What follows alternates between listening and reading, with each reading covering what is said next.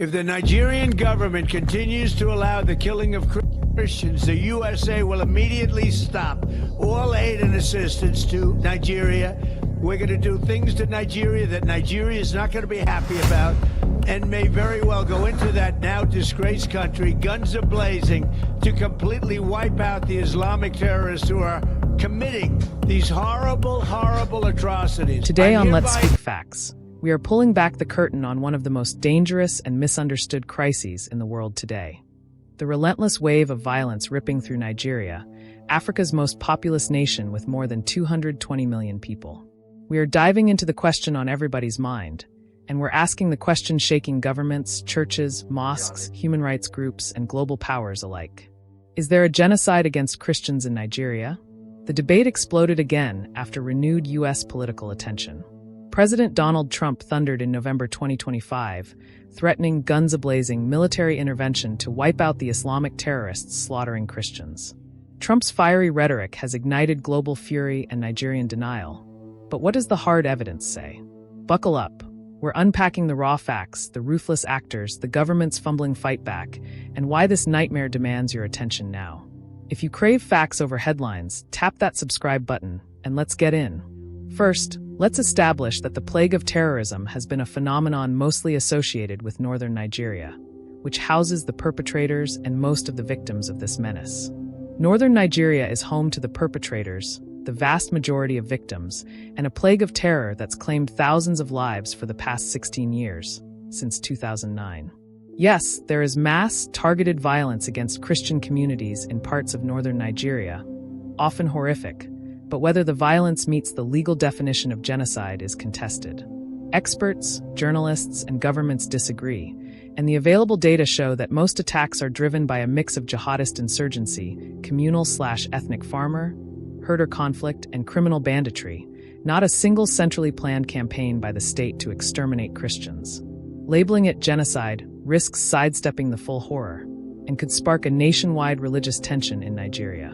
Indeed, Christian advocacy groups, faith leaders, and human rights organizations highlight repeated massacres of Christian villages, destruction of churches, abductions of pastors and children, and high civilian death totals, arguing the pattern looks like religious targeting. These voices have pushed the term Christian genocide into mainstream media and political spaces. They argue the pattern shows intentional extermination. In the US and Europe, politicians have echoed this, tagging the situation a genocide against Christians. For many survivors, the pain and loss make that term feel true, whatever the legal debates. Several reputable analysts, major conflict researchers, and journalists caution that the violence is not purely religious but is multi-causal. Jihadist groups like Boko Haram and ISWAP are driven by an Islamist project in northeast Nigeria. The Boko Haram terrorist organization, the most popular terrorist group in Nigeria, emerged in 2002 as an Islamist movement in the northeast. It began with an Islamist ideology aiming to remove Western influences, eradicate Western education, and impose a rigid interpretation of Islam. It evolved into a brutal insurgency in 2009 after the killing of its leader, Muhammad Yusuf. It metamorphosed into a group specialized in suicide attacks, the use of child soldiers, and mass abductions. Its insurgency from 2009 produced tens of thousands of deaths and millions displaced. Prominent among its attacks are the car bombing of the United Nations headquarters in the Nigerian capital, Abuja, in 2011, and the kidnapping of 276 girls from a school in Chibok, Borno State, northeast Nigeria, while led to the popular hashtag #BringBackOurGirls. The terrorist group has splintered since 2016 into two groups, ISWAP and the original group. The original group was led by Abubakar Shako until his demise in 2021 during a battle with ISWAP at their base in the popular Sambisa forest. In the Middle Belt, which is north-central Nigeria, violence stems largely from clashes over land, grazing, and ethnicity, often between mostly Muslim Fulani herders and mostly Christian farmers. Violence often appears religious between Christian farmers and Muslim herders, but it is rooted in competition over land, water, and political power, and armed criminal elements take advantage. There is also the widespread belief that the Islamic Jihad led by Usman Dan Fodio in 1804 to 1808, that conquered the 7 Hausa states which make up northwest Nigeria, is an ideology that lives with every Fulani man, and the goal to spread down to southern Nigeria resides in them. Hence, the Christian-dominated states in the north-central, like Benue and Plateau, believe that the clashes are an attempt by Fulani herders to take over their land, propagate Islam, overrun them, and pursue their cause of Islamic jihad down south. In northwest Nigeria, the complexity is different. The people there are plagued by criminal banditry and kidnappings for ransom. Attackers frequently strike for opportunistic, economic, ethnic, or tactical reasons, not necessarily to wipe out Christians as a group. The claims of a genocide against Christians is further aggravated by the application of Sharia laws in all the 7 states in northwest Nigeria, 4 out of 6 states in northeast Nigeria, and 1 state in north-central Nigeria, with Muslims and Christians living in suspicion of each other. And many people believe these laws curb the expressions of other religions. But these laws are non-existent down south, though there have been recent calls for Sharia laws in southwest Nigeria, which were received with heavy criticisms. Like many experts argue, people are being killed by terrorists and bandits, and these people are both Muslims and Christians.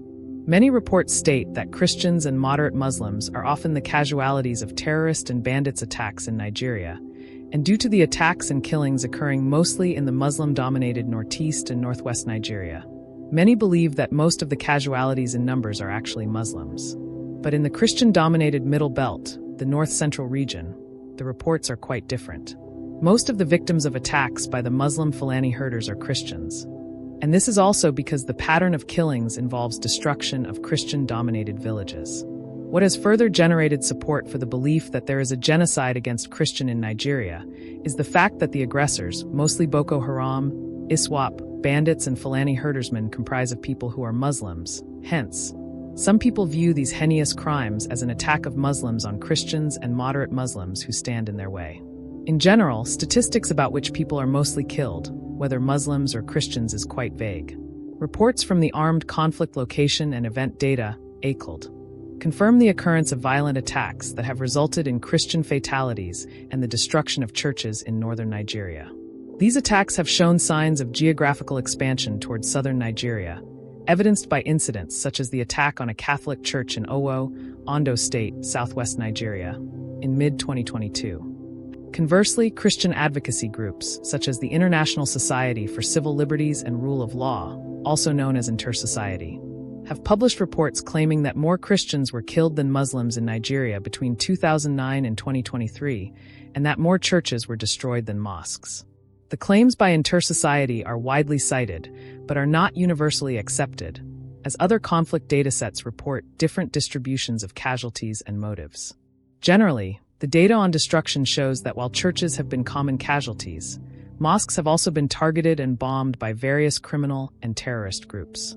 Despite these reports and claims, the modus operandi of these terrorists and bandits show that neither Muslims or Christians are spared from their attacks. Recently, on November 17, 2025, 25 female students were kidnapped from the Government Girls Comprehensive Secondary School in Mega, Kebbi State, northwest Nigeria, and the school's vice principal was killed. These students are reported to be Muslims. And on November 21, 2025, 215 pupils and 12 teachers were kidnapped from St. Mary's Catholic Boarding School in the Papiri community, Agwara, Niger State, north-central Nigeria. This briefly shows how these terrorists target both Christians and Muslims, and blurs the lines of attacks target broadly at wiping out Christians in Nigeria, especially northern Nigeria.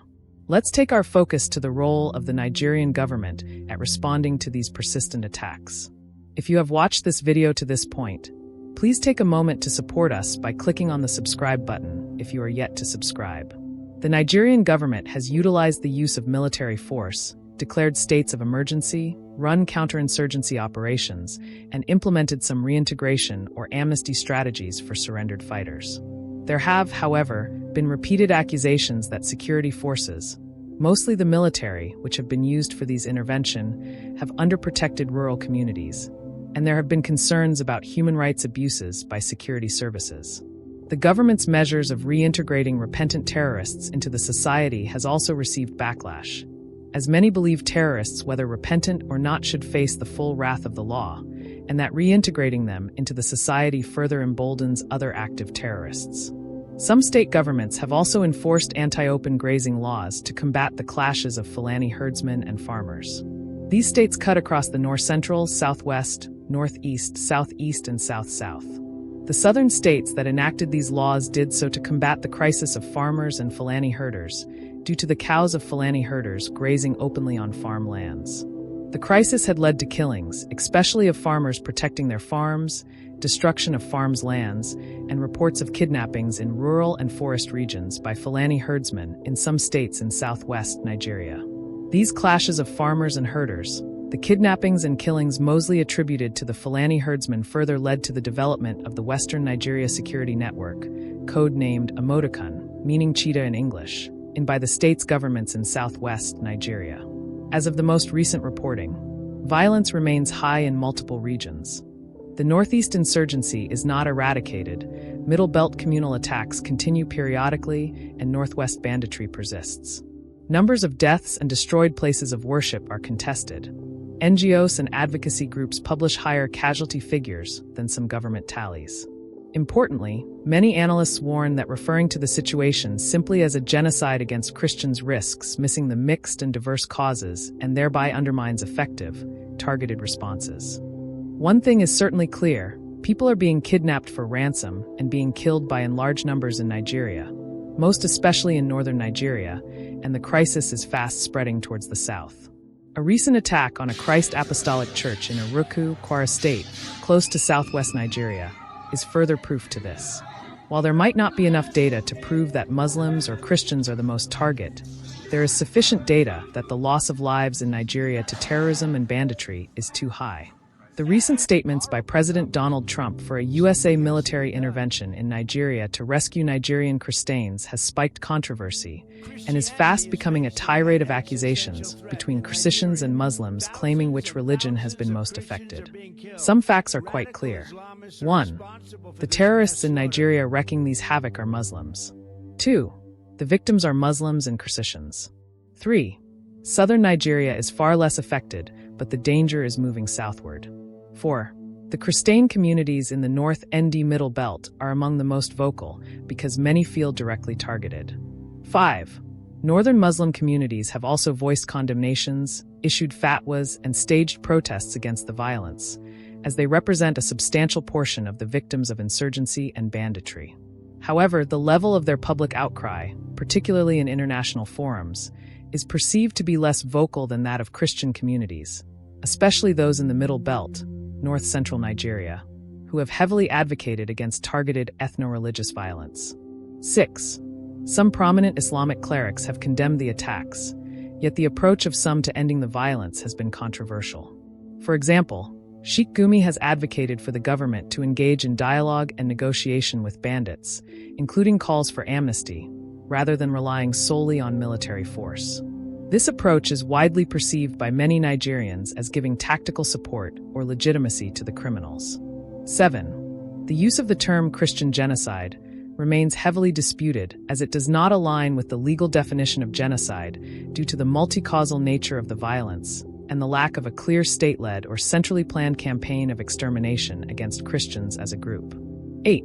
While the crisis is predominantly concentrated in the north, northeast, northwest, and north-central, its effects have demonstrably spread across the country, compelling southern states to enact security measures and anti-open grazing laws to address the influx of armed criminality and farmer-herder clashes. 9. The Nigerian populace has been living under the significant threat of terrorist attacks for approximately 16 years, since 2009, during which successive governments have been criticized for an alleged lack of sufficient political will and effective strategy to eradicate these terrorist and criminal groups. 10. The people of Nigeria are urgently in need of assistance to secure their freedom from terrorism and banditry. 11. The people of Nigeria need help to be free from terrorism. Before we wrap up this video, note these. Christians in Nigeria have suffered terrible attacks. Those attacks affect not just Christians, and those attacks must be stopped. Tagging the situation a genocide against Christians is heavily disputed, as millions of Christians in Nigeria, especially southern Nigeria, are relatively unaffected as at now, and oversimplifying the situation risks making it worse and creating a religious crisis that could engulf the nation. That will be all in this video for now. If you found this video useful, share and subscribe to Let's Speak Facts.